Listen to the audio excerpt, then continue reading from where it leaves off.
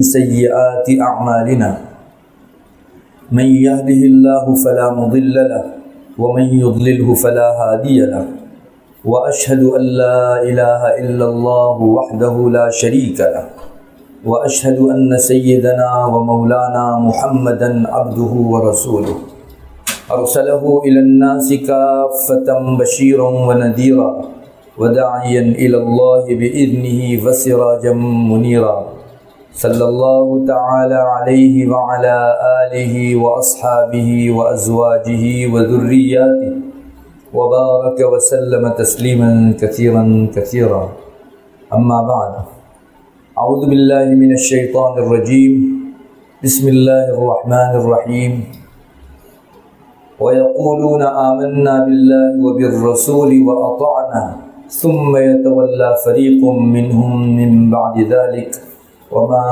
أولئك بالمؤمنين وإذا دعوا إلى الله ورسوله ليحكم بينهم إذا فريق منهم معرضون وإن يكن لهم الحق يأتوا إليه مذعنين أفي قلوبهم مرض أم ارتابوا أم يخافون أن يحيف الله عليهم ورسوله بل أولئك هم الظالمون انما كان قول المؤمنين اذا دعوا الى الله ورسوله ليحكم بينهم ان يقولوا سمعنا واطعنا واولئك هم المفلحون۔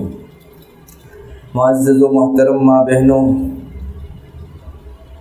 سب سے پہلے تو آج مجھے جس ٹاپک پر جس موضوع پر بات کرنی ہے اس کو سمجھ لینے کی ضرورت ہے۔ ٹاپک یہ ہے کہ حرمت مصاہرت کی طرح گناہ کی حرمت بھی ایک چیز ہے۔ اس کا مطلب یہ ہوتا ہے کہ گزشتہ مجلس میں نے آپ کو حرمت مصاہرت کے بارے میں سمجھایا، سسرالی رشتے کے بارے میں آپ کو بتایا کہ اگر باپ کا ہاتھ اپنی بیٹی کے اوپر شہوت سے پڑ جائے تو اس باپ پر اپنی بیوی یعنی بیٹی کی ماں حرام ہو جاتی ہے۔ ماں کا ہاتھ اگر اپنے بیٹے پر شہوت سے پڑ جائے یا بیٹے کا ماں پر پڑ جائے تو یہ ماں اس بیٹے کے باپ پر حرام ہو جاتی ہے۔ یہ حرمت مصاہرت سسرالی رشتہ ہے۔ داماد نے اگر اپنی ساس کے ساتھ منہ کالا کر لیا تو اس کی بیوی اس پر حرام، اور اگر خسر نے اپنی بہو کی چھیڑخانی کر لی اور شہوت کے ساتھ اس کو چھو لیا تو شرائط کے ساتھ یہ بہو اس کے شوہر پر حرام ہو جائے گی۔ یہ میں نے گزشتہ مجلس میں آپ کو سسرالی رشتے کے بارے میں بتایا۔ معزز ماں بہنوں، مجھے آج یہ کہنا ہے کہ سسرالی رشتہ حرام ہوتا ہے، ایسی چیزوں سے تو بچنے کا ہم اہتمام کرتے ہیں کہ کہیں میرا رشتہ یا میرے بیٹے کا رشتہ ٹوٹ نہ جائے، لیکن جہاں سسرالی رشتہ لازم نہیں آتا، جہاں سنسار نہیں ٹوٹتا، اس جگہ بھی حرام کام کی وجہ سے ہم کو ایسے ہی بچنا چاہیے جیسے سنسار ٹوٹ جانے کے اندیشے سے ہم لوگ بچتے ہیں۔ اب بہت موٹی مثال آپ کو دوں، آپ سمجھ جاؤ گی کہ میں کیا کہنا چاہتا ہوں۔ ایک شخص کی شادی کسی سے ہوئی، اپنی بیوی کی بہن کو اگر وہ ٹچ کرتا ہے شہوت سے یعنی اپنی سالی کو، تو یہاں کوئی حرمت مصاہرت لازم نہیں آتی، یعنی بیوی بھی حرام نہیں ہوتی یا اس کے ماں باپ وغیرہ کے بھی رشتے پر کوئی اثر نہیں پڑتا۔ اسی طرح اگر کوئی بیوی اپنے شوہر کے بھائی یعنی اپنے دیور یا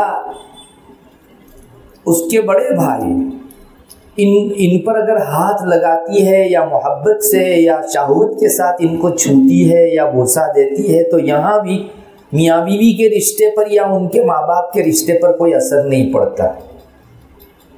تو کیا وہاں رشتہ ٹوٹتا تھا اس اندیشے سے ہم لوگ اس حرام کام سے بچیں، اور یہاں کسی کا رشتہ نہیں ٹوٹتا اس وجہ سے ظاہری نقصان ہم کو نظر نہیں آتا، تو کیا اس وجہ سے ہم لوگ اس گناہ کا ارتکاب کریں؟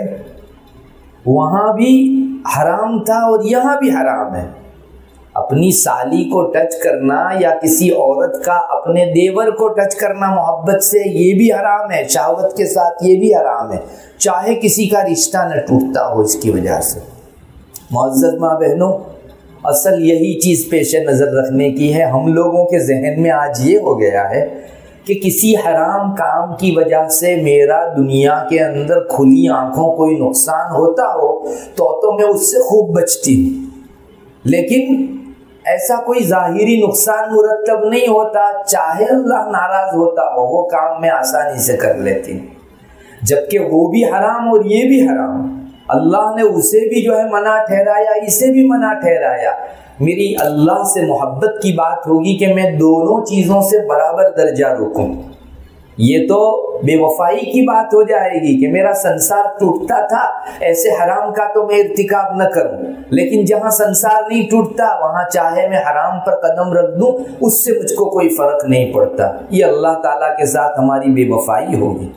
معزز خواتین، چونکہ پوری شریعت کے اندر اب آہستہ آہستہ لوگوں کا مزاج بگڑنے لگا ہے، اور جہاں ظاہری نقصان ہوتا نظر آتا ہے وہاں تو لوگ اللہ نے حرام ٹھہرایا یہ کہہ کر بچ جاتے ہیں، لیکن جہاں اپنا ظاہری دنیاوی آنکھوں سے دیکھا جانے والا کوئی نقصان نہیں ہوتا تو وہاں اللہ بھی بھلا دیا جاتا ہے، اور ہم اپنے نفس کے چونچلوں کو پورا کرنے کے لیے وہ کام کر گزرتے ہیں۔ یہ کیسی بے وفائی، کیسی جفاکاری، اور اللہ کے ساتھ محبت کی کمی کہ بس جہاں مجھے اثر پڑے گا وہاں میں بچوں گی، اور جہاں اثر نہیں پڑے گا اس کو میں بے تحاشا کر لوں گی۔ معزز خواتین، حرام جہاں جہاں ہے میرا رب سب سے ناراض، اس وجہ سے مجھے یہ بھی نہیں کرنا ہے وہ بھی نہیں کرنا ہے، یہ مزاج ہمارا بننا چاہیے۔ شریعت کے مختلف شعبوں میں اگر آپ نظر ڈالو گی تو ہماری مینٹالٹی کچھ اسی طرح ہو گئی ہے کہ جہاں مجھ کو کوئی کلفت پڑتی ہے، مجھ کو کوئی محنت، کوئی مشقت برداشت کرنی پڑتی ہے، کوئی لاس اور ظاہری قسم کا نقصان سر پر آتا ہے تو وہاں میں بچوں، اور جہاں نہیں آتا اس جگہ چاہے حرام کام ہو مجھے بچنے کی ضرورت نہیں۔ ایک مثال آپ لے لیجئے، جیسے نماز کے اندر بات کرنا حرام ہے، تو ہم میں سے بہت سے نماز میں تو بات نہیں کرتے اس لیے کہ اسے پتا ہے کہ ابھی 2 رکعت 3 رکعت پڑھی اور میری زبان سے ایک جملہ یا مختصر سا ایک لفظ نکل گیا تو میری نماز جاوے گی، اور واپس پھر سے 3 رکعت اور مزید 1 رکعت 4 رکعت پڑھنی پڑے گی۔ تو نماز میں تو ہم لوگ بات کرنے سے اس لیے رکتے ہیں کہ میری نماز واپس پڑھنی پڑے گی، پھر سے یہ مشقت کون برداشت کرے، لیکن مسجد میں یا مسجد حرام میں یا کعبہ کے طواف کے درمیان میں ہم خوب بات کر لیتے، جبکہ ادھر بھی ہمارا رب نہ کہتا ہے کہ آپ بات مت کرو۔ اگرچہ طواف ٹوٹتا نہیں ہے بات کرنے کی وجہ سے، مگر طواف نہیں ٹوٹتا اس وجہ سے یہاں میں آسانی سے بات کر سکتی ہوں، مجھے تھوڑی 7 چکر پھر سے لگانے ہیں، اور وہاں پھر سے نماز پڑھنی پڑے گی، ایک جو ہے زیادہ محنت کا کام ہو جاوے گا، اس لیے میں وہاں بچتی ہوں۔ معزز خواتین، آج ہماری مینٹالٹی یہ ہو گئی، اسی لیے نماز میں دہرانے کے ڈر سے ہم لوگ بات نہیں کرتے، اور طواف میں کچھ دہرانا نہیں پڑتا، بے تحاشا آپ دیکھ لیجئے جن کو جانے کا اتفاق ہوا ہے ہاتھ میں موبائل لے کر لوگوں سے طواف بھی کر رہے ہیں اور بات چیت بھی ہو رہی ہے۔ نہ مسجد حرام کا کوئی احترام ہے ہمارے دلوں کے اندر، اور نہ ہی ایک بہت بڑی عبادت طواف کا کوئی احترام ہے۔ میں آپ سے پوچھتا ہوں، کیا اللہ تعالیٰ نے نماز میں جو بات منع کی ویسی ہی بات طواف کے درمیان منع نہیں کی؟ اللہ نہیں چاہتا، پسند نہیں کرتا طواف کے درمیان ذکر و تسبیح پڑھو اور بات چیت دنیاوی مت کرو۔ ایک تو خدا خدا کر کے اپنا وقت فارغ کر کے آپ یہاں آئے ہوئے ہو، اور اس جگہ طواف کے درمیان بھی آپ کو دنیا والوں سے فرصت نہیں ہے۔ منع وہاں بھی ہے، منع یہاں بھی ہے، لیکن یہاں ہم بے تحاشا بات کرتے ہیں اور وہاں نہیں کرتے، اسی لیے کہ میرا دنیاوی لاس جائے گا، 5 منٹ اور دینی پڑے گی نماز دہرانے میں، اور یہاں طواف دہرانے کا حکم ہی نہیں ہے، میں خوب بات کرتی ہوں۔ معزز ماں بہنوں، یہ حال ہو گیا ہے ہمارا، اور سارے ہی شعبوں کے اندر یہی حال ہے۔ ہم میں سے جو خواتین جانتی ہے کہ اس کی وجہ سے سجدے سہو لازم آتا ہے نماز کے اندر، تو مثلا واجب کو چھوڑنے کی وجہ سے سجدہ سہو لازم آتا ہے تو اس سے بچنے کا تو خوب اہتمام کرے گی، اس لیے کہ 4 رکعت کے بعد پھر 2 سجدے کر کے پھر بیٹھ کر تشہد پڑھ کے پھر سلام پھیرنے میں دیری ہو جاتی ہے، کام کاج رکتا ہے ہمارا۔ اور جو چیزیں واجب والی نہیں ہے، جس میں سجدہ سہو لازم نہیں آتا، جیسے سنت کو چھوڑنا، تو اس کو خوب چھوڑتے ہیں ہم لوگ۔ نماز کے اندر سنت کا اتنا خیال نہیں جتنا واجب کا خیال رکھا جاتا ہے۔ کیوں؟ جبکہ واجب کا کرنا بھی اللہ کے حکم سے ہے اور سنت کا انجام دینا بھی اللہ کے حکم سے ہے، مگر ہم فرق کرتے ہیں۔ ایسا معلوم ہوتا ہے کہ ہم دنیا کے اندر جو ہے اپنا فائدہ، اپنی غرض، اپنا مطلب جہاں نکلتا ہے اس جگہ تو خوب بچتے ہیں اور کہتے ہیں کہ اللہ کا حکم ہے اس لیے بچ رہے ہیں، نام اللہ کا لیتے ہیں، اچھی چیز ہے وہاں بچنا ہی چاہیے، لیکن اللہ کا حکم ہے جیسے وہاں ویسے یہاں بھی ہے، تو آپ یہاں کیوں نہیں بچتی ہو؟ سارے ہی شعبوں کے اندر ہماری زندگی کا یہی حال ہو گیا ہے کہ جہاں دنیا کے اندر کچھ مشقت اور کچھ برداشت کرنے کا موقع آتا ہے تو ان جگہوں کے اوپر ہم لوگ خوب بچتے ہیں۔ حج میں بھی دیکھ لیجئے، حج میں ہم کو معلوم ہے کہ یہ غلطی کریں گے تو دم آئے گا، اور دم میں پیسہ جاتا ہے، ایک جانور جو ہے ذبح کرنا پڑتا ہے، اس لیے بہت پھونک پھونک کر جس سے دم واجب ہوتا ہو ایسی ساری جنایتوں اور غلطیوں سے ہم لوگ اپنے آپ کو بچاتے ہیں۔ لیکن اس کے علاوہ جس پر دم نہیں آتا، بس ایک مکروہ چیز ہوتی ہے، ناپسندیدہ چیز حج میں لگ جاتی ہے تو بے تحاشا اس کا ارتکاب کر لیا جاتا ہے، اور لوگوں کے دلوں پر جوں بھی نہیں رہتی کہ میرے رب نے منع کیا تھا اس کام کو میں نے کیا، چونکہ ظاہر میں کوئی دم اور کوئی جانور ذبح کرنا نہیں پڑتا، اس وجہ سے ہم لوگ جو ہے اس کو بے تحاشا کر لیتے ہیں، اور جہاں پیسہ خرچ ہوتا ہے، دم واجب ہوتا ہے، اس جگہ بہت اہتمام سے بچتے ہیں۔ میری ماں بہنوں، یہ چیز کیا دکھاتی ہے؟ یہ یہی دکھاتی ہے کہ اللہ تعالیٰ سے محبت کی بنا پر یہ نہیں رک رہے ہیں، بلکہ اپنے اوپر دنیا میں کچھ پینلٹی، کچھ پنشمنٹ آتی ہے، اس وجہ سے ہم لوگ دنیا کے اندر ان چیزوں سے رکتے ہیں، جبکہ اللہ کا حکم ہونے کے ناطے دونوں جگہوں پر برابر رکنا چاہیے تھا۔ وہی اللہ وہاں بھی منع کرتا ہے، وہی اللہ یہاں بھی منع کرتا ہے۔ مجھ کو دنیاوی لاس ہو یا نہ ہو، کچھ مشقت و محنت پڑے نہ پڑے، میرے رب کا حکم مجھ سے یہاں بھی نہیں ٹوٹنا چاہیے، وہاں بھی نہیں ٹوٹنا چاہیے۔ علماء نے اس موقع پر فرمایا ہے کہ یہ اللہ کی محبت کی کمی کی وجہ سے ایسا ہوتا ہے، ورنہ انسان کو اگر کسی سے محبت ہوتی ہے تو چاہے مجھ کو دنیاوی لاس جائے یا نہ جائے، سامنے والا ناراض نہیں ہونا چاہیے، اس لیے میں دونوں چیزوں کو چھوڑ دوں گی۔ میری ماں بہنوں، یہ ہماری حالت کب پیدا ہوگی؟ ہماری زندگیوں میں یہ چیز بھی کبھی آئے گی؟ ایک اور مثال سے بھی آپ کو سمجھا دوں جہاں ہم لوگ اس کا فرق اور تفاوت بہت کرتے ہیں۔ مثلا روزہ رکھنے کے اندر دیکھ لیجئے، روزہ رکھنے میں انسان جب روزہ رکھتا ہے اللہ تعالیٰ حرام کر دیتا ہے 3 چیزوں کو، ایک تو کھانا، پینا اور اپنی شہوت پوری کرنا، ان تینوں چیزوں کو شریعت منع کر دیتی ہے۔ لیکن پہلے سے جو سارے گناہ حرام تھے وہ کوئی حلال نہیں ہو جاتے، وہ بھی کنٹینیو حرام ہی رہتے ہیں۔ اب ہم لوگ 2 قسم کے گناہوں میں فرق کرتے ہیں۔ رمضان کا روزہ رکھ کر کھانے پینے سے تو اس لیے بچتے ہیں کہ کہیں کھا لیا تو روزہ پھر سے رکھنا پڑے گا، اور جان بوجھ کر کھا لیا تو 60 روزے ہمارے سر پر لگیں گے پینلٹی کے، کفارے کے۔ اس وجہ سے ہم لوگ روزے میں کھانا منع ہے اس کو تو خوب سنبھالتے ہیں، پینا منع ہے اس کو تو خوب جو ہے اس کی پابندی کرتے ہیں، لیکن روزے کی حالت میں غیبت ہوتی ہے، روزے کی حالت میں موبائل وغیرہ کے اندر موویز دیکھی جاتی ہے، سیریلیں ہم لوگ دیکھتے ہیں، اور اللہ کی نافرمانی کی چیزوں پر ہماری نظر پڑتی ہے۔ روزے کے ساتھ میوزک بھی خوب کان پر پڑتا ہے، روزے کے ساتھ کسی تیسری بہن کی ہم اس مجلس میں بیٹھ کے غیبت بھی بہت کر لیتے ہیں۔ کیوں؟ حالانکہ کھانا جیسے حرام ہے روزے کی حالت میں، تو غیبت بھی تو حرام ہے، میوزک سننا بھی تو حرام ہے، تو کیوں 2 حرام میں ہم فرق کرتے ہیں؟ معزز ماں بہنوں، میں تو آپ کو کہوں گا آپ اس مثال کے اندر خوب ڈیپ میں اتر کر غور کیجئے، یہی کہ میں کھانا کھا لوں گی اگر ایک مرتبہ تو روزہ رکھنا پڑے گا، اور واپس ایک دن روزہ رکھنا طبیعت پر بھاری پڑتا ہے، اور غیبت کی وجہ سے روزہ ٹوٹتا نہیں ہے، میوزک سننے کی وجہ سے روزہ ٹوٹتا نہیں ہے، تو اس حرمت کی الیاذ باللہ ایسی تیسی اس کو ہم بڑی آسانی سے اس کا ارتکاب کر لیا کرتے ہیں۔ معزز ماں بہنوں، یہ اللہ سے محبت کی کمی نہیں تو اور کیا ہے۔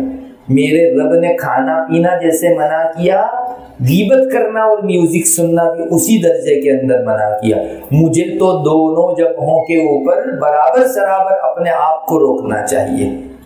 معزز ماں بہنوں، اسی طرح موبائل کے اندر اگر کچھ اس قسم کی چیزیں ہم لوگ روزے کی حالت میں دیکھتے ہیں یا سنتے ہیں جس سے روزہ خراب ہوتا ہے، ہاں روزہ ٹوٹتا نہیں، لیکن اللہ کے یہاں روزے کی روشنی گھٹ جاتی ہے اور روزہ اپنی اصل چمک پر باقی نہیں رہتا، اور بہت زیادہ اگر اس طرح کے گناہ ہو جائے تو روزے کی پوری روشنی ہی ماند پڑ جاتی ہے۔ ہم کو اس کی بالکل پڑی نہیں ہے کہ اللہ کے یہاں یہ روزہ بے وزن ہو کر جائے گا، ہاں اس کی خوب پڑی ہے کہ مجھ کو نیا روزہ پینلٹی کی وجہ سے، کفارے کی وجہ سے نہیں لگنا چاہیے۔ اس لیے اس طرف بھی بہت دھیان دینے کی ضرورت ہے۔ یاد رکھیے اللہ تعالیٰ آپ کے دونوں قسم کے اعمال کو نوٹ کرتا ہے۔ آپ کھانے پینے سے بچ رہی ہو چونکہ روزہ لگے گا، اور میوزک غیبت سے نہیں بچ رہی ہو اس لیے کہ اس میں روزے پر کوئی اثر نہیں پڑتا، اللہ کے یہاں اس کا باقاعدہ نوٹس لیا جاتا ہے۔ ایک حدیث میں آپ کو سناتا ہوں جس میں اللہ تبارک و تعالیٰ نے رسول اللہ صلی اللہ علیہ وسلم کی زبانی اسی حقیقت کو کھولا ہے۔ آپ صلی اللہ علیہ وسلم کا ارشاد ہے، غالباً حضرت ابو ہریرہ رضی اللہ تعالیٰ عنہ روایت کرتے ہیں، جس کا خلاصہ یہ ہے کہ اگر کسی شخص نے روزہ رکھنے کی حالت میں بھی جھوٹ بولنا نہیں چھوڑا تو اللہ تعالیٰ کو اس کے بھوکا پیاسا رہنے کی کوئی ضرورت نہیں ہے۔ یعنی یہ کیا مصیبت ہے کہ آپ بھوکے پیاسے رہ کر، یعنی کھانے پینے سے بچ کر تو اپنا روزہ سنبھال رہے ہو، لیکن جھوٹ بول کر جو حرام ہے اس سے اپنے روزے کی چھاتی میں خنجر بھونک رہے ہو، اس کی روشنی ماند کر رہی ہو۔ ہاں روزہ نہیں ٹوٹتا اس لیے آپ خوش ہو کہ چلو جھوٹ بولنے سے، غیبت کرنے سے، گناہ کرنے سے میرا روزہ تو نہیں ٹوٹا ہے۔ ارے اللہ کی حرمت پامال ہوئی ہے، اس کو آپ نے نہیں دیکھا۔ علماء فرماتے ہیں کہ رسول اللہ صلی اللہ علیہ وسلم یہ جو فرما رہے ہیں کہ آپ روزہ رکھ کر اگر جھوٹ بولنا نہیں چھوڑو گی تو اللہ کو آپ کے پیاسا بھوکا رہنے کی کوئی ضرورت نہیں، اس میں اللہ یہی دکھانا چاہتا ہے کہ اس کو روزے کی حقیقت اور روح ہی حاصل نہیں ہوئی۔ روزے کی حقیقت یہ تھی کہ میرے رب کی ساری حرام کی ہوئی چیز سے میں بچ جاؤں۔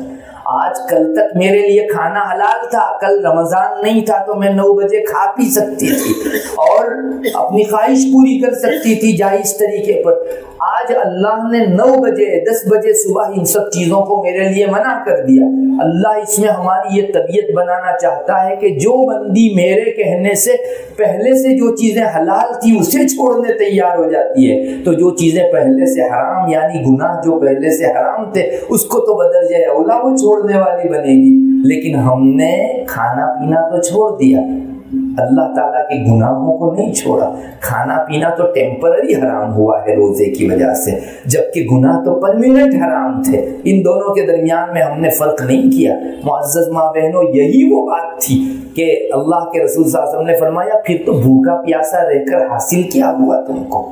تم نے روزے کی روح اور حقیقت تو پائی نہیں، فقط اپنے ذمے سے روزے کا اتر جانا تمہاری کامیابی ہے؟ نہیں، روزہ اس لیے رکھوایا جاتا ہے تاکہ اللہ کے حرام کردہ کاموں سے ہم لوگ بچیں۔ رسول اللہ صلی اللہ علیہ وسلم کے زمانے میں بھی ایک واقعہ ایسا ہی پیش آیا تھا، اس وقت آپ نے اسی پر انگلی رکھی تھی۔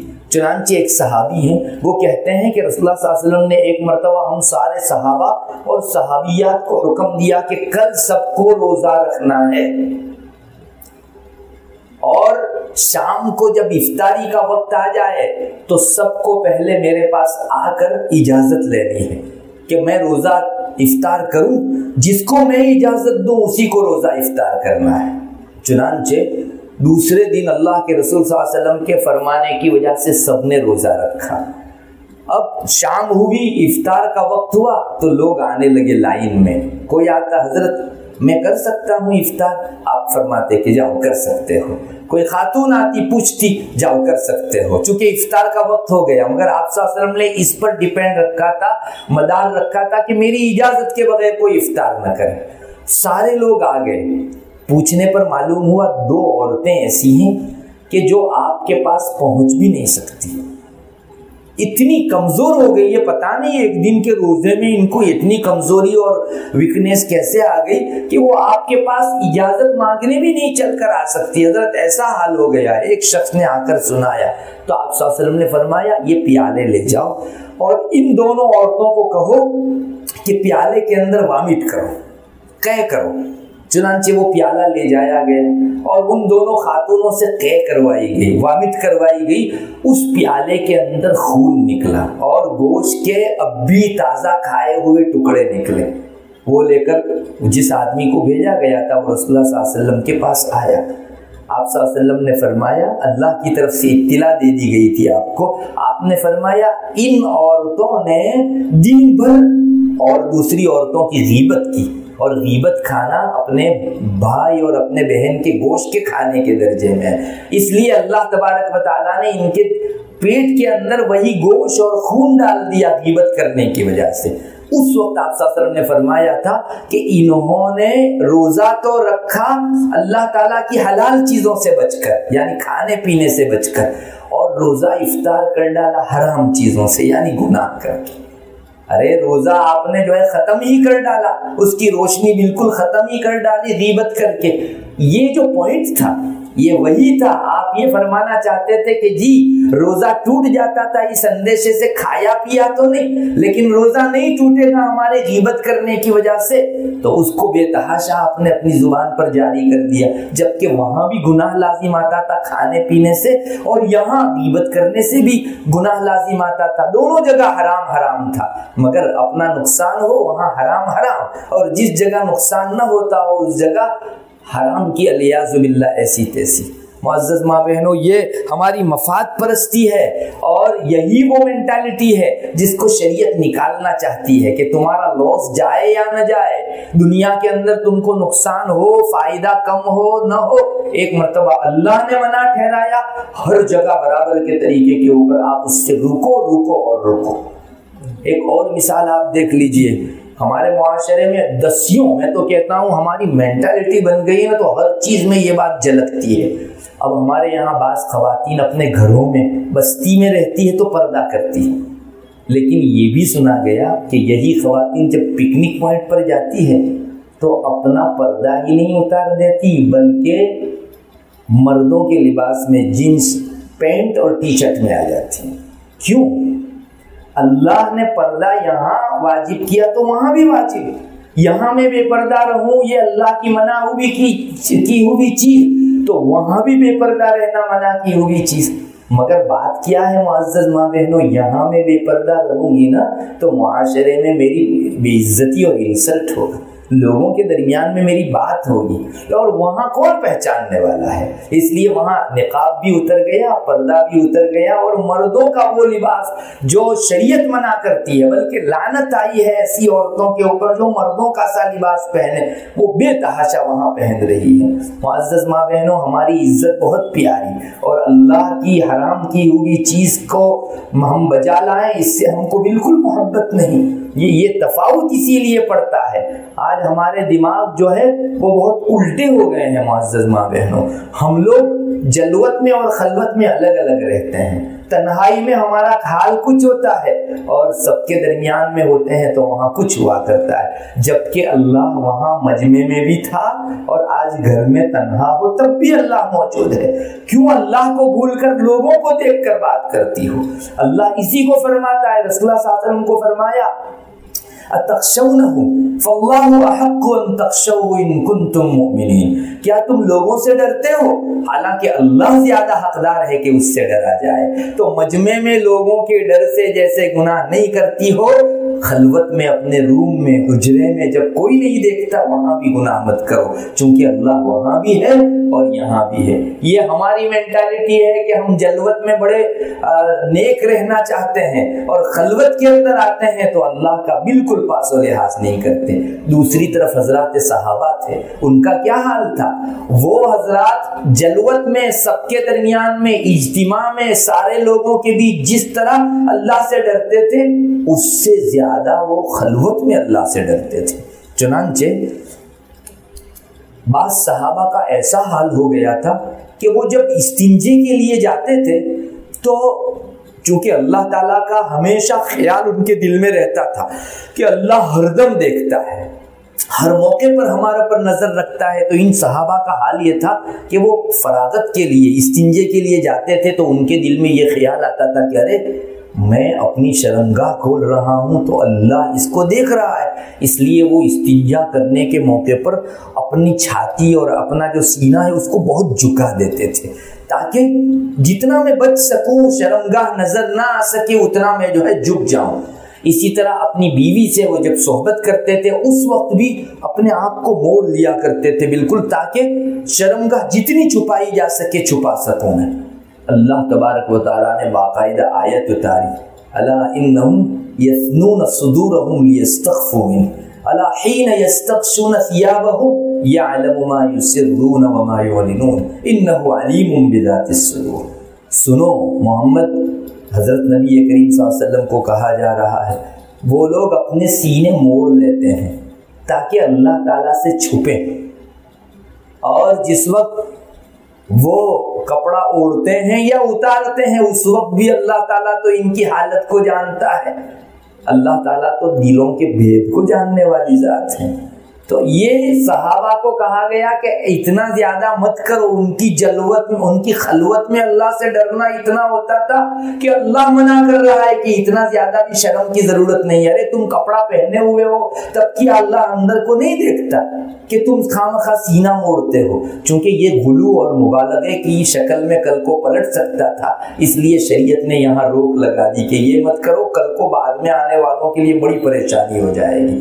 تو ہمارا اور صحابہ کا حال کتنا اپوزٹ ہے میری ماں بہنوں۔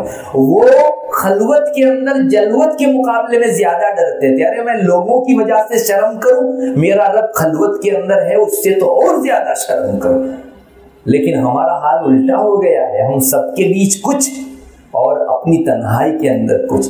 یہی وہ فلسفہ ہے جو ہم کو صحابہ سے جدا کرتا ہے، ان کو بلندی بخشتا ہے اور ہم اللہ کو بھول کر پستی میں چلے جاتے ہیں۔ معزز ماں بہنوں، یاد رکھو، صرف حرمت مصاہرت کی وجہ سے سنسار ٹوٹے وہی ایک نقصان نہیں ہے، بلکہ اللہ کے حرام کردہ چیز کا احترام ٹوٹے یہ بھی اپنی جگہ ایک بہت بڑا نقصان ہے، اور مومن کو تو یہی پیش نظر رکھنا چاہیے۔ جیسے حرمت مصاہرت کی حرمت ہے، گناہوں کی حرمت بھی حرمت ہے۔ کیوں ہم اس کو بھول جاتے ہیں معزز ماں بہنوں؟ اس چیز نے ہم کو بہت دور کر دیا، اور مجھے معاف کریں اب تو ہمارے دلوں میں اللہ کے ساتھ بھی چیٹنگ بازی آ گئی، مفاد پرستی آ گئی، اور اللہ نے باقاعدہ ہماری اس مینٹالٹی کو لے کر قرآن کریم میں شکایت کی کہ بندے ایسا کرتے ہیں کہ اپنا فائدہ ہوتا ہے تو شریعت کا نام لیتے ہیں، اور جہاں اپنا فائدہ نہیں ہوتا تو شریعت کو پیچھے ڈال دیا کرتے ہیں۔ معزز ماں بہنوں، اللہ تبارک تعالیٰ نے اتنے اوپن الفاظ میں اس کی شکایت فرمائی ہے کہ جن کے دلوں کے اندر ایمان کی رمق ہے ان کا سر شرم سے جھک جاتا ہے۔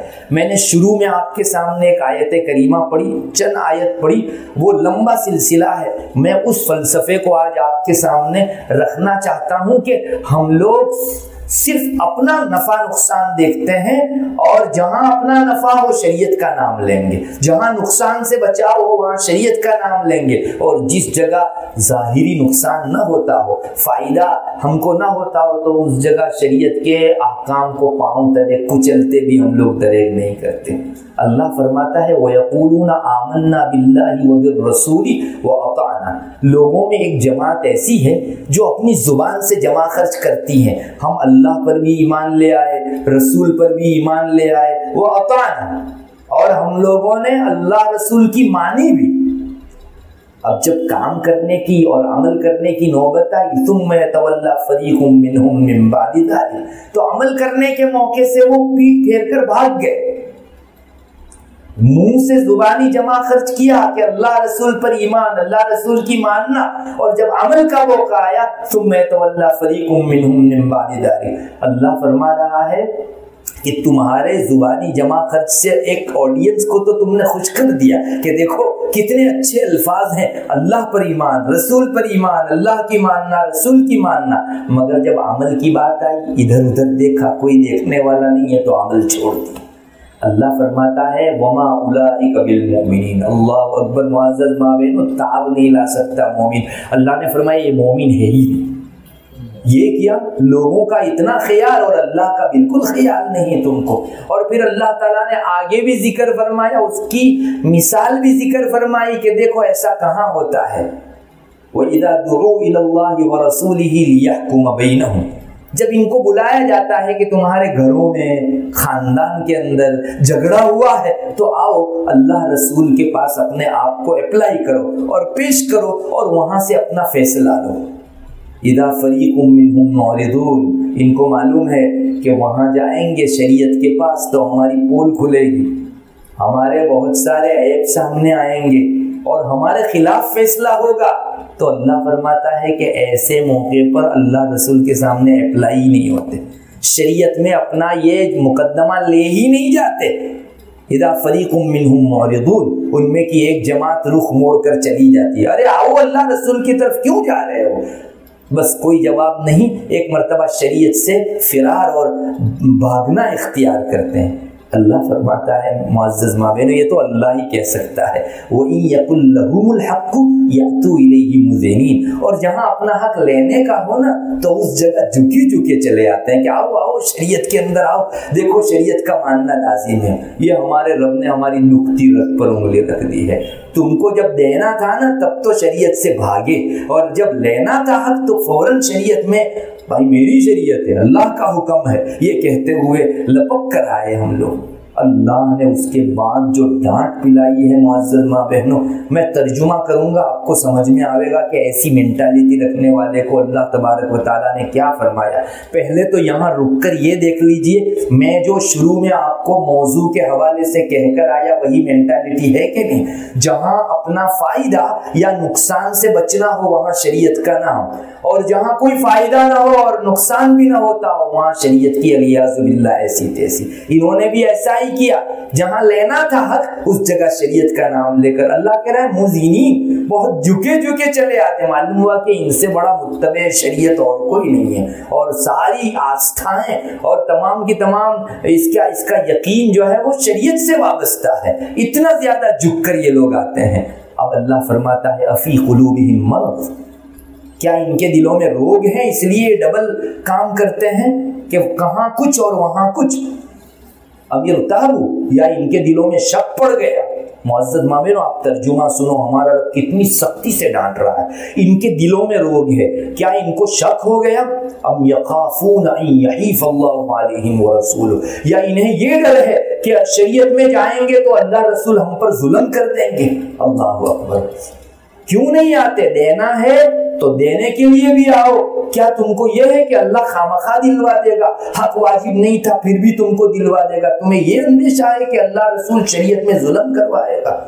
بل اولئک هم الظالمون، انگلی رکھ کر بتا دیا کہ یہ جو دوگلی مینٹالٹی رکھتے ہیں نا یہی لوگ ظالم ہیں۔ اچھا پھر کرنا کیا چاہیے مومن کو؟ انما کان قول المؤمنین اذا دعوا الی اللہ ورسولہ، مومن کی بات تو یہ ہونی چاہیے جب اللہ رسول کی طرف ان کو بلایا جائے کہ آؤ تمہارا جھگڑا کسی اور غیر کے پلیٹ فارم پر مت لے جاؤ، شریعت کے اندر بیٹھو، تم کو لینا ہو تب بھی دینا ہو تب بھی ایک مرتبہ آ کر بیٹھو اور شریعت کے اندر اللہ کو حکم بناؤ، شریعت کو اپنا فیصل بناؤ۔ انما كان قول المؤمنین اذا دعوا الى اللہ ورسولہ لیحکم بینہم ان یقولوا سمیعنا واطعنا، یہ مومن کی شان ہے، ان کو کہنا چاہیے چاہے ہمارے موافق فیصلہ آئے گا تب بھی، ہمارے خلاف فیصلہ آئے گا تب بھی، سمیعنا واطعنا، ہم نے اللہ کی مانی بھی اور اللہ کی سنی بھی۔ ہم شریعت کے سامنے اپنے آپ کو حوالے کر دیتے ہیں، وہ جو فیصلہ کرے 100 جان سے منظور ہے۔ اللہ فرماتے ہیں اولئک هم المفلحون، تم اگر مقدمہ ہار بھی گئے نا اللہ کی طرف سے تم کو ایک مرتبہ کامیابی کا سرٹیفکیٹ مل گیا، اولئک هم المفلحون، یہاں ہار میں جیت ہے، اور اس جگہ تم جیت گئے تو بھی ہارے ہوئے ہو، اس لیے کہ اللہ کے دین سے تم نے رخ موڑا تھا۔ معزز ماں بہنوں، اس مینٹالٹی کو بدلنے کی ضرورت ہے۔ آج یہ مینٹالٹی ہمارے دلوں میں روگ پیدا کر رہی ہے، اور ایک بات جانو، اپنے فائدے کے خاطر شریعت کو استعمال کرنے والے لوگوں کے دلوں میں جب روگ آ گیا، اپنے نقصان سے بچنے کے لیے شریعت کا نام لے کر، شریعت کا نام لینے والے لوگوں کے دلوں میں جب اللہ کے کہنے سے روگ آ گیا، یہ روگ شریعت کے مختلف شعبوں میں اثر انداز ہوگا۔ اس کا سب سے پہلا اثر کیا ہوگا؟ یہی ہوگا کہ اللہ رسول کے وعدوں پر اب آپ کا یقین ختم ہو جائے گا۔ کہنے کو بہت چھوٹی چیز ہے کہ میں لوگوں کے درمیان میں کچھ اور خلوت میں کچھ، لیکن اس کا اثر یہ پڑے گا کہ آپ کے دل میں ایک تو روگ آ گیا، اور اس روگ کا پہلا اثر یہ ہے کہ آپ کے دل سے اللہ کے وعدوں پر یقین ختم ہو جائے گا۔ آپ کو معلوم ہے غزوہ احزاب میں رسول اللہ صلی اللہ علیہ وسلم نے وعدے کیے تھے کہ اللہ تعالیٰ میری امت کے لوگوں کو بڑی بڑی سپر پاور طاقتوں کی بادشاہت دے گا۔ کسرا، قیصر، جو اس زمانے میں ایسے ہی تھے جیسے آج امریکہ اور برطانیہ ہے، تو اتنی سپر پاور طاقت مٹھی بھر یہ مسلمانوں کی نہتی جماعت کے ہاتھ میں آ جائے گی، یہ اللہ نے فرمایا تھا۔ تو اس وقت دو جماعت ایسی تھی جن لوگوں نے ہنسی میں نکال دیا تھا اس کو، ایک تو منافقوں کی جماعت، اور ایک جن لوگوں کے دلوں میں روگ تھا، انہوں نے کیا کہا تھا؟ قرآن کریم اس کو نوٹ کرتا ہے، هنالك ابتلي المؤمنون وزلزلوا زلزالا شديدا وإذ يقول المنافقون والذين في قلوبهم مرض ما وعدنا الله ورسوله إلا غرورا۔ جن کے دلوں میں روگ ہے وہ، اور جن کے دلوں میں نفاق ہے وہ، رسول اللہ صلی اللہ علیہ وسلم کے سچے وعدے پر کیا بولتے ہیں؟ اللہ رسول تو صرف لالی پاپ دیتے ہیں، صرف غرور، بس دھوکے کی ایک بات کرتے ہیں، ہونے والا کچھ نہیں ہے۔ آج ہم کو استنجے کے لیے جاتے ہوئے ڈر لگتا ہے تو سپر پاور طاقتیں ہمارے ہاتھ میں، یہی جملہ کہا تھا منافقوں نے، چونکہ احزاب کے موقع پر استنجا کے لیے جانا بھی بہت مشکل تھا، تو وہ یہ بات اللہ رسول کے اوپر بلیم کر کے کہتے تھے کہ جھوٹ ہے، ایک صرف جو ہے طفل تسلی ہے، ہمارے دلوں کو لبھانے کے لیے ہے۔ اللہ تعالیٰ نے قرآن کریم میں ان کے اس بول کو ثبت کر دیا، اور قیامت تک ان کے عیب کا نشان بن گیا۔ مجھے بتائیے میری ماں بہنوں، منافق سے ہٹ کر ایک اور جماعت کا بھی تذکرہ کیا گیا جن کے دلوں میں روگ ہے۔ یہ کون لوگ ہیں جن کے دلوں میں روگ ہے؟ اس کے سمپٹمز ہے، اس میں ایک سمپٹم یہ ہے کہ اللہ کی شریعت کو اپنے مفاد کے لیے ہم لوگ استعمال کریں۔ یہ ان لوگوں کی طرف سے ہوتا ہے جن کے دلوں میں روگ آئے گیا۔ اللہ ہماری حفاظت فرمائے۔ معزز ماں بہنوں، زندگی کے سارے ہی شعبوں میں اس طرح مفاد پرستی اور مطلب پرستی کے پیچھے ہم لوگ شریعت کو لیں گے نا، تو ہمارا دل روگی ہو جائے گا، بیماری ہو جائے گا، بیمار ہو جائے گا، اور اس بیمار دل کے اوپر پھر جو اللہ کی طرف سے دوری، پھٹکار اور لعنت پڑے گی تو اس کا ہم اندازہ نہیں لگا سکتے۔ معزز ماں بہنوں، دوسرا نقصان دل میں روگ کے آ جانے کی وجہ سے کیا ہوگا؟ اس کے بعد جس کے دل میں روگ آ گیا وہ اللہ کو بھی دھوکہ دینے کی سوچتا ہے اور رسول کو بھی دھوکہ دینے کی سوچتا ہے۔ اللہ اکبر، اللہ رسول کو آج تک کوئی دھوکہ دے سکا، لیکن مینٹالٹی اتنی سڑ جاتی ہے، آہستہ آہستہ اپنے مفاد کے لیے شریعت کا نام استعمال کرنے کی یہ بری مینٹالٹی، فساد اتنا اندر اتر جاتا ہے کہ اللہ رسول سے دھوکہ دینے کی بات کرنے لگتے ہیں۔ معزز ماں بہنوں، قرآن کریم اس کو بھی ذکر کرتا ہے۔ پہلے ہی پارے میں سورہ بقرہ جہاں سے شروع ہوتی ہے وہاں قرآن کہتا ہے وَمِنَ النَّاسِ مَن يَقُولُ آمَنَّا بِاللَّهِ وَبِالْيَوْمِ الْآخِرِ وَمَا هُمْ بِمُؤْمِنِينَ۔ بعض لوگ زبانی جمع خرچ کرتے ہیں اور کہتے ہیں کہ ہم تو اللہ پر بھی اور رسول پر بھی ایمان لے آئے۔ اللہ فرماتا ہے وہ لوگ مومن نہیں ہیں، ان لوگوں کے دلوں کے اندر جو ہے ایمان نہیں ہے۔ پھر اللہ فرماتا ہے یخادعون اللہ والذین آمنوا وما یخدعون الا انفسهم وما یشعرون فی قلوبہم مرض فزادہم اللہ مرضا۔ اللہ فرماتا ہے کہ یہ اللہ کو دھوکہ دینے جاتے ہیں، مومنوں کو دھوکہ دینے جاتے ہیں۔ اس وقت مومن کون تھے؟ رسول اللہ صلی اللہ علیہ وسلم اور صحابہ، ان کو دھوکہ دینے کی یہ سوچتے ہیں۔ یاد رکھو یہ خود کو دھوکہ دے رہے ہیں۔ پھر اللہ فرماتا ہے یہ ایسا کیوں کرتے ہیں؟ اس لیے کہ ان کے دلوں میں روگ پیوست ہو چکا ہے۔ معزز ماں بہنوں، روگ کون سا تھا؟ یہی نفاق کا روگ، اور انہی منافقوں کے ساتھ جن کو یہاں ذکر کیا جا رہا ہے الگ سے، والذین فی قلوبہم مرض، وہ یہی شریعت کو اپنے فائدے کے لیے استعمال کرو۔ جہاں میرے اوپر کچھ آتا ہو تو شریعت کیا اور کون کیا، اس طرح سے جو ہے یہ بہت بری مینٹالٹی ہے۔ میں پھر سے کہوں گا اس اصل مضمون سے جوڑ کر، حرمت مساہرت کی لازم آوے تو ہی مجھ کو نہیں بچنا ہے، مجھ کو بچنا ہے ایسا نہیں، ارے اس سے میرا سنسار بگڑے کہ نہ بگڑے، مجھ کو اللہ کے حرام کی ہوئی چیزوں سے بہرحال بچنا ہے۔ جتنے بھی ننگے پن ہے، فواحش ہیں، وہ سب چاہے संसार ٹوٹے تو بھی حرام، اس سے نہ ٹوٹتا ہو تو بھی حرام۔ معزز ماں بہنوں، آج مسلمانوں میں یہ مینٹالٹی چالو ہو گئی نا، اسی وجہ سے ہمارے معاشرے میں بگاڑ بھی دیکھا جا رہا ہے۔ دیکھو 2 ایگزامپل دے کر اپنی بات ختم کرتا ہوں۔ ہم نے اللہ رسول کو دھوکہ دینا کیسے شروع کیا؟ ابھی بہت سے لوگ جو ہے وہ فکس بینیفٹ والا دھندا کرتے ہیں۔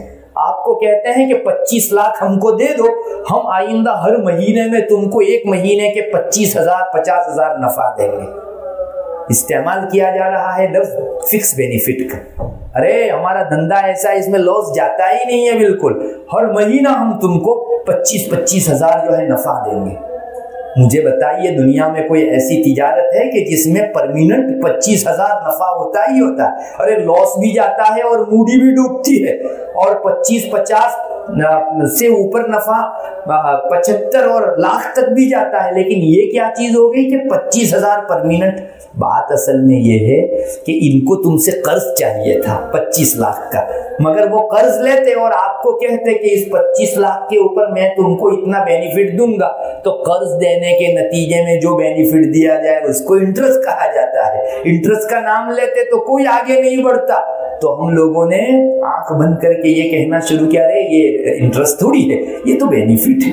اللہ سے دھوکہ ہوا کہ نہیں؟ تم خامخواہ صورت میں آگے پیچھے کر لو اور شکل کو ہیرا پھیری کر لو اور کہو کہ نہیں یہ چیز تو جو ہے بینیفٹ ہے، کوئی جو ہے کوئی شریعت میں انٹرسٹ تھوڑی ہی ہے۔ ارے آپ نہیں جانتے ہو، اللہ بھی نہیں جانتا کہ آپ 2 خلوت میں بیٹھ کر ایسا سودا کر رہے ہو کہ نام بینیفٹ کا دیں گے، باقی وہ ہے تو انٹرسٹ ہی۔ اللہ سنتا ہے اس کو، اللہ جانتا ہے۔ اس نے ہمارے دماغ سڑا دیے ہیں معزز ماں بہن، ہم اللہ سے چیٹنگ کرنے لگے۔ میں تو دوسرے الفاظ میں کہوں گا یہ یہودیت ہے، وہ اللہ سے چیٹنگ کیا کرتے تھے۔ ایک دوسری مثال لے لو، بجاج فائنانس یا مختلف فائنانس کی کمپنیاں نکلی ہوئی ہیں، اس میں یہ ہوتا ہے کہ آپ جو ہے کوئی چیز خریدنا ہو تو خرید لو اور ہم سے جو ہے فائنانس کروا لو، یعنی ہم آپ کے ہفتے بھر دیں گے، ایک ساتھ دے دیں گے اور پھر تم کو ہفتے ہفتے ہم کو دینا ہے۔ مثلا 25,000 روپے کی کوئی چیز خریدی آپ نے، تو 5,000 کر کے 5 ہفتوں میں بعد میں تم ہم کو چکا دینا، ہم شروع میں وہ جو ہے آپ کی طرف سے پیمنٹ کر دیں گے۔ اچھا، اس میں کتنا اچھا ہے کہ ایک تو ادھار چیز مل رہی ہے اور نقد پیسوں کے عوض میں مل رہی ہے، مگر ایک شرط ہوتی ہے اس میں کہ آپ کوئی بھی ہفتہ اور قسط چکے تو آپ کو پینلٹی بھرنے کی۔ معزز ماں بہنوں، ہم لوگ سمجھتے ہیں کہ ارے میں تو 25,000 یہ پرس میں رکھتی ہوں، ضرور دے دوں گی، لیکن آپ جس وقت ٹیبل کے اوپر بات کرنے بیٹھے اس وقت تو تم نے غلط شرط لگائی کہ میں پینلٹی دوں گی، چاہے دینے کی نوبت نہ آئی، غلط شرط کی وجہ سے آپ کا یہ سودا خراب ہو گیا۔ یہ یہی ہوا، انہوں نے آپ کو 25,000 روپیہ قرض پر دیا، اور اس قرض کے مقابلے میں اگر پیسہ انٹرسٹ کے نام سے لیتے تو مسلمان نہ دیتا، پینلٹی کا نام بدل کر لے لیا، چیز وہی لیکن نام بدل دیا۔ اب میں اور آپ بند کمرے میں بیٹھ کے یہ طے کر لیں کہ ہم پینلٹی نام دیں گے، جبکہ اس کی حقیقت سود کی اور بیاج کی اور انٹرسٹ کی تیار ہوتی ہے۔ میں پوچھتا ہوں بند کمرے میں آپ کس کو دھوکہ دے رہے؟ کیا اللہ کو پتا نہیں ہے کہ تم پینلٹی نام دے کر در حقیقت سود کی اور انٹرسٹ کی لے دے کر رہی ہو؟ یہ مینٹالٹی کیوں پیدا ہو گئی مسلمانوں کی معزز ماں بہنوں؟ یہ اس لیے کہ ہم نے اپنے سارے شعبوں میں شریعت کو اپنے مفاد کے لیے استعمال کرنا شروع کر دیا۔ تو اللہ کی حرام کی ہوئی چیزیں گناہ ہے، اس لیے بھی تو بچنا چاہیے۔ میرا نقصان ہوتا ہے دنیا میں، ویسے اس کے لیے جیسے میں بچتی ہوں ویسے اللہ ناراض ہو جائے گا، اس کے لیے بھی تو بچنا چاہیے۔ یہی مینٹالٹی یہود کی تھی، اور انہوں نے اللہ سے چیٹنگ کے معاملے کیے۔ چنانچہ حضرت جابر رضی اللہ تعالیٰ عنہ کی ایک روایت ہے، فتح مکہ کا جب موقع آیا تو رسول اللہ صلی اللہ علیہ وسلم نے صحابہ میں ایک خطبہ دیا۔ آپ نے اس میں یہ فرمایا، دیکھو اللہ تعالیٰ نے سور بھی حرام کر دیا ہے، شراب بھی حرام کر دی ہے، اسی طرح بت ان کی لیدے بھی حرام کر دی ہے، اور مردہ بھی حرام کر دیا ہے۔ تو صحابہ میں سے کسی نے پوچھا حضرت نبی کریم صلی اللہ علیہ وسلم کو کہ حضرت ہمارے یہاں آپ نے فرمایا مردہ حرام ہے، لیکن ہمارے یہاں मुर्दों के अंदर से चर्बी निकाली जाती है और उस वक्त बड़ी बड़ी कश्तियाँ तैयार होती, शिप तैयार होती थी।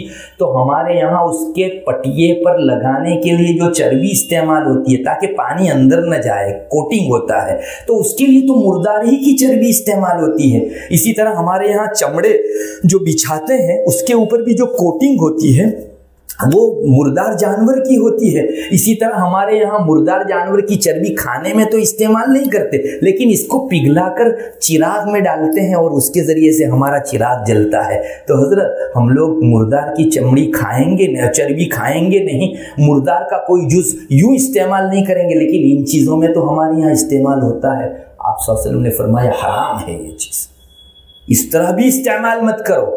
अल्लाह यहूदियों का नाश करे, उस वक्त आप सल्लल्लाहु अलैहि वसल्लम ने फरमाया अल्लाह यहूदियों का नाश करे, उन पर अल्लाह ताला ने चर्बी खास किस्म की हराम कर दी। तो इन्होंने चर्बी खाई तो नहीं, लेकिन उन चर्बी को पिघला कर बेचा और बेचकर उसका पैसा खाया। ये अल्लाह से चिटिंग भाई, चर्बी ना कही है तो गोली मारो उसको, हरगिज उसको इस्तेमाल नहीं करना है। क्यों आप जो है उल्टी तरफ से कान पकड़कर अल्लाह के साथ चिटिंग कर रही है? ये यहूदियों की मेंटालिटी थी मेरी माँ बहनों, हमारे अंदर भी आने लगी। मैं पूछता हूँ, फाइनेंस के नाम से पेनल्टी भर के हम इंटरेस्ट का काम नहीं कर रहे हैं? फिक्स बेनिफिट के नाम से हम बेनिफिट का नाम देकर इंटरेस्ट भरने का काम नहीं कर, लेने का काम नहीं कर रहे हैं? अल्लाह हमें बचाए, बचने की ज़रूरत है। बस एक जहन रखो, मेरे रब ने हराम किया इसलिए मैं बचूंगी, चाहे मेरा फ़ायदा हो, नुकसान हो, या न फ़ायदा न नुकसान, मैं बहरहाल मेरे रब के हुक्म को सर आंखों पर चढ़ाऊंगी। मेरा संसार टूटे न टूटे, मेरा रब नाराज़ नहीं होना चाहिए।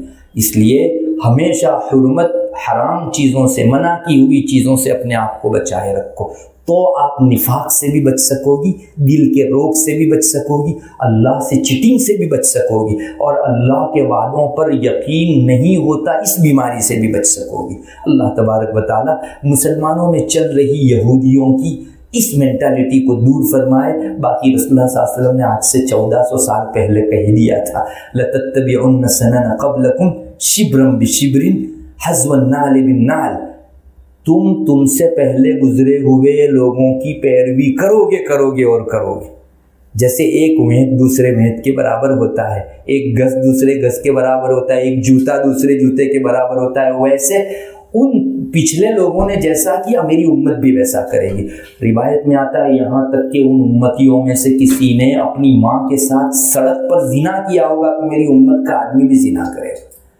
तो ये यहूदियों ने जो किया ना, वो आज हम करने जा रहे हैं। और अल्लाह के रसूल सल्लल्लाहु अलैहि वसल्लम ने फरमाया था कि तुम करोगे, हमको इसलिए कहा गया था कि बचना, और हम लोग जो है उसको करने जा रहे हैं। अल्लाह करे मैं उस फहरिस्त में ना आऊँ। हमेशा हर एक इस चीज़ का डर रखे कि मैं यहूदियों के साथ उठाई न जाऊं कल को महशर के मैदान में। मुअज़्ज़ज़ माँ बहनों, ये कहने को बहुत छोटी छोटी चंद मिसालें थी, लेकिन इतनी गहरी उतर कर इंसान को यहूदी बना देती। खड़े ढांचे वो कहने को मोमिन, लेकिन अंदर से पूरा यहूदी बन चुका है इंसान। अल्लाह ताला हमारे हिफाजत फरमावे। और इस टॉपिक के से ये पैगाम लेने की ज़रूरत है कि चाहे कुछ भी हो, मुझको तो एक ही चीज़ सामने रहेगी, मेरा रब ना कहता है मैं बचूंगी, मेरा रब हुक्म करता है मैं उसको करूँगी। अल्लाह तबारक व तआला मुसलमानों की इस्लामी मेंटालिटी बनाए, यहूदियत से हमको कोसों दूर फरमाए। व आखिर दावाना अल्हम्दुलिल्लाह रब्बिल आलमीन। दुआ कर लीजिए। अल्लाहुम्मा अंतस्सलाम व मिनकस्सलाम तबारकत या ज़ल जलाली वल इकराम। अल्लाहुम्मा सल्लि अला मुहम्मदिन नबील उम्मी व अला आलिहि व सल्लिम तस्लीमा। हे अल्लाह, हमारे गुनाहों को माफ़ फरमा। हम लोग बड़े गुनहगार हैं, बहुत ख़ताकार हैं, बहुत सियाकार हैं। हमारी उम्र तेरी नाफरमानी में गुजर गई है अल्लाह। अब तो गुनाह करते करते हम लोग तुझको भी भूलने लगे, तुझसे भी अल्लाह धोखा करने लगे। अल्लाह, एक ऐसी ज़ात जो कभी धोखा नहीं खाती, लेकिन हमारे दिमाग सड़ गए अल्लाह, हमारी मेंटालिटी और सोच बिगड़ गई। या इलाहुल आलमीन, हमारे इस जुर्म पर मुआफ़ फरमा हमको। अल्लाह, आइंदा इस किस्म के जुर्म का इर्तिकाब नहीं करेंगे, ऐसा सच्चा पक्का वादा करते हैं। अल्लाह, हमको खालिस इस्लामी ज़हनियत अता फरमा। अल्लाह, तेरे दीन और शरीयत ही में हमारे लिए फ़ायदा और नुकसान से बचाव वाबस्ता है, इसका यकीन हमको अता फरमा। अल्लाह, उम्मत मुस्लिमा को इस्लाम के एतदाल वाले डगर पर ज़िंदगी गुजारने की तौफीक अता फरमा। इधर उधर के यहूद, नसारा और तेरी उन कौमों के रास्तों के ऊपर जिन पर तेरा गज़ब उतरा, اور جن کو تو نے گمراہ کیا اللہ ان کے راستے پر چلنے سے ہم کو ہمیشہ کے لیے بچا۔ اہدنا الصراط المستقیم صراط الذین انعمت علیہم غیر المغضوب علیہم ولا الضالین۔ یا الہ العالمین اہل فلسطین کی مدد فرما، اللہ ان کو کچلا جا رہا ہے، مسلا جا رہا ہے، اللہ دنیا کی ساری قومیں تماشائی بن کر دیکھ رہی ہے، تیری نصرت کی ضرورت ہے۔ اللہ تو اپنے ان بندوں اور بندیوں کے اوپر فرشتوں کی نصرت بھیج دے، اللہ ان کو فتح یابی نصیب فرما، یہودیوں کو ایسی شکست و ہزیمت دے دے کہ وہ کسی جگہ منہ دکھانے کے قابل نہ رہیں، اے اللہ ان کو اسرائیل، فلسطین، بیت المقدس سب سے خالی کر کے دم دبا کر بھاگنے پر مجبور فرما، ان کے اعوان و انصار کی کمر توڑ دے۔ یا الہ العالمین یہودیوں کے مقابلے میں مسلمانوں کی مدد فرما اور یہ سارے علاقے مسلمانوں کے زیر نگیں فرما دے۔ اللہ آزمائش کا ایک طویل عرصہ گزر گیا، ان کو اور بچوں کو بھوکا مار کر مار ڈالنے میں اللہ یہودیت کے درندے انٹرسٹ لے رہے ہیں، ان کو لذت آ رہی ہے۔ یا الہ العالمین تیری علیم و خبیر ذات سب دیکھ رہی ہے، اے اللہ تو ان کے ساتھ وہ معاملہ فرما جو عاد و ارم کے ساتھ تو نے معاملہ فرمایا تھا۔ یا الہ العالمین مومنوں کو اسلام میں یقین نصیب فرما، ہمارے ہندوستان کے اوپر بھی خصوصی اپنی رحمت نازل فرما، ہماری آزمائش نہ فرما، عالم و جہاں میں جہاں کہیں مسلمان پریشان ہو اس کی اس پریشانی کو دور فرما۔ اے اللہ جو کچھ کہا گیا اس میں جو حق ہے اس کو ہم سب کے لیے ذخیرہ آخرت بنا اور ہماری زندگیوں میں کارآمد بنا، اور اللہ کوئی بات اگر تیری شریعت کے خلاف تیری شریعت کی طرف نسبت کرتے ہوئے غلط نکل گئی ہو معاف فرما دے۔ اللہم انا نسألک من خیر ما سألک منہ نبیک محمد صلی اللہ علیہ وسلم ونعوذ بک من شر ما استعاذ منہ نبیک محمد صلی اللہ علیہ وسلم انت المستعان وعلیک البلاغ ولا حول ولا قوة الا باللہ۔ سبحان ربک رب العزة عما یصفون وسلام علی المرسلین والحمد للہ رب العالمین۔